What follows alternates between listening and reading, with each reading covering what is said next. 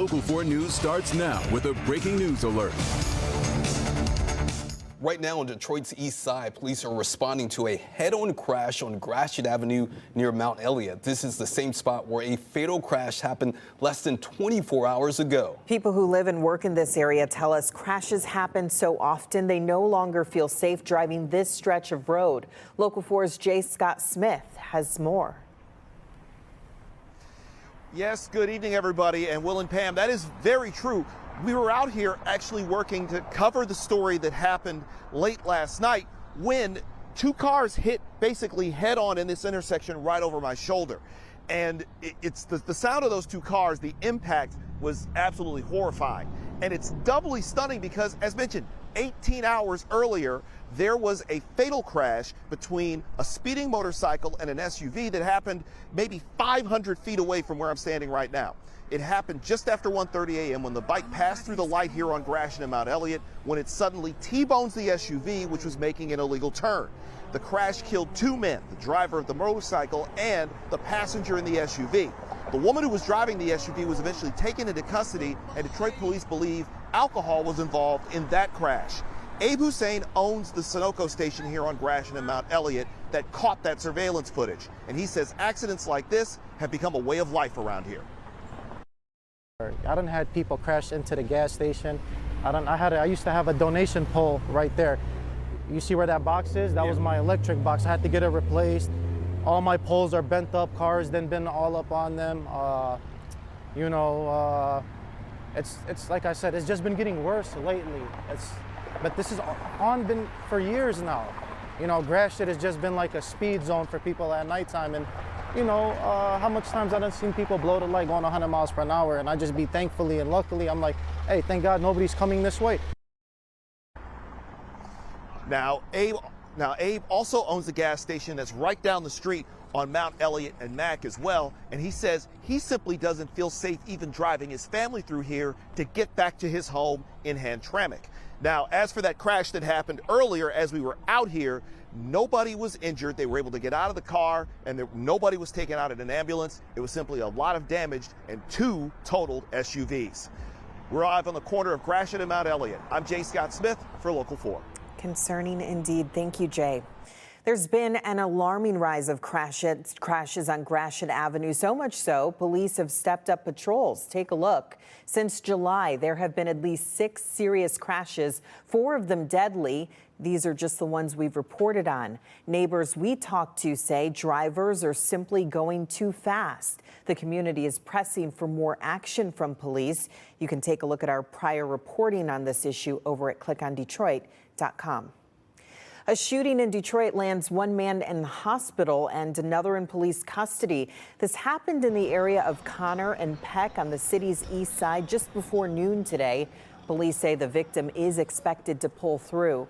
The suspect is a man in his 20s. We're still working to learn what led up to the shooting. If you saw or know anything, you should give Detroit police a call, or you can reach Crime Stoppers at 1-800-SPEAK-UP.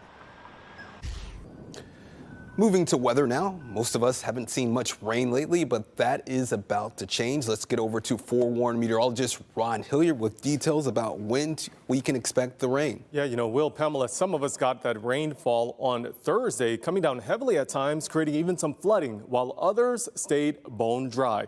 A look into Ann Arbor right now. We do have a mix of sun and clouds here in Metro Detroit. A look into downtown, and you'll see that sunshine is reaching the ground. Temps right now on the warmer side because of the help of that sunshine. We're seeing 70s and even close to 80 degrees here in Metro Detroit. We're at 79 in Pontiac, 77 for us in Flint, Howell, as well as Ann Arbor, looking at 75 in Detroit and Mount Clemens. So the temps, they're going to start tumbling, sliding down as we go into next week. But we will also see a change with the dry conditions. Rain showers will be coming into southeast Michigan, and even some thunderstorms potentially beginning overnight tonight into tomorrow morning. Here's all that moisture, that rain that is already starting to push into lower Michigan. You see some showers popping up near Benton Harbor.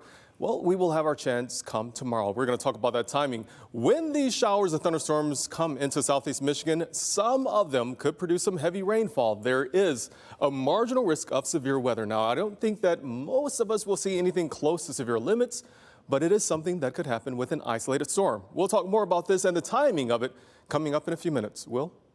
As final preparations get underway to honor conservative activist Charlie Kirk, police are investigating how an armed man got inside the venue for tomorrow's memorial service. Investigators say the man was armed and posing as a member of law enforcement. He managed to enter State Farm Stadium in Glendale, Arizona on Friday and was acting suspiciously, according to police. The Secret Service is investigating why he was there. The memorial service for Kirk is set for Sunday, which is expected to draw a massive crowd. President Trump and Vice President Vance are planning to be in attendance. Meantime, top Democratic leaders are demanding to meet with President Trump to discuss avoiding a government shutdown at the end of the month. This all comes after the Senate failed to pass a funding measure that would have kept the government running into November. The Senate will return September 29th and have less than 48 hours to come to an agreement before the September 30th deadline. The CDC's advisory panel is changing its guidance for COVID vaccines. It says people must talk to their healthcare provider first.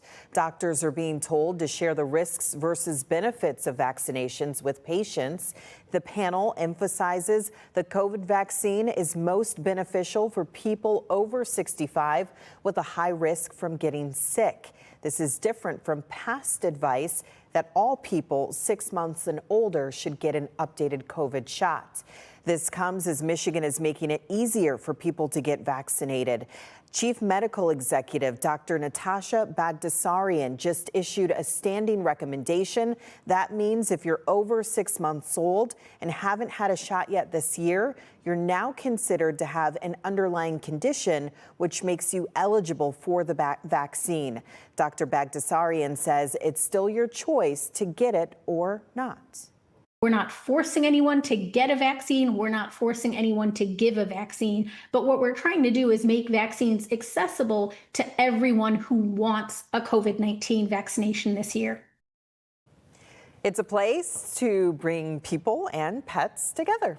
In Westland, that's exactly what the Meet Your Best Friend at the Shelter did during its large adoption event. Local 4's Shantae Passmore introduces you to some cats and dogs in need of a forever home. We should warn you, there's a cuteness overload alert here. In Westland, people came here in search of completing their family home. It's what Michigan Humane does best. It's so great to see them find a family. There'll be kids with them. Just exciting to see that happen. The Animal Welfare Organization is joining forces with Mike Moore's law firm, adoption partners, and pet vendors for the Meet Your Best Friend at the Shelter.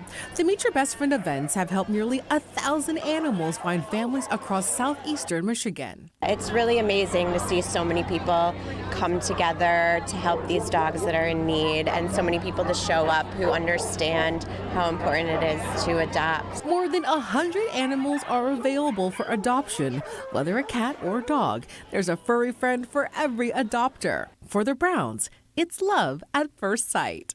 We got up with the intention this morning to come out and get a dog. I wanted a boy. She saw her and I'm like, yes, I gotta have her. I gotta have her. Precious living up to her name, a match made at the Shelter. And what other adoption agencies have told me, what makes this event so nice is it's not always easy to host your own adoption day. And the more eyes on a pet, the better. As in the case of Tank, he's looking for his next forever home. In Westland, I'm Shantae Passmore, Local 4.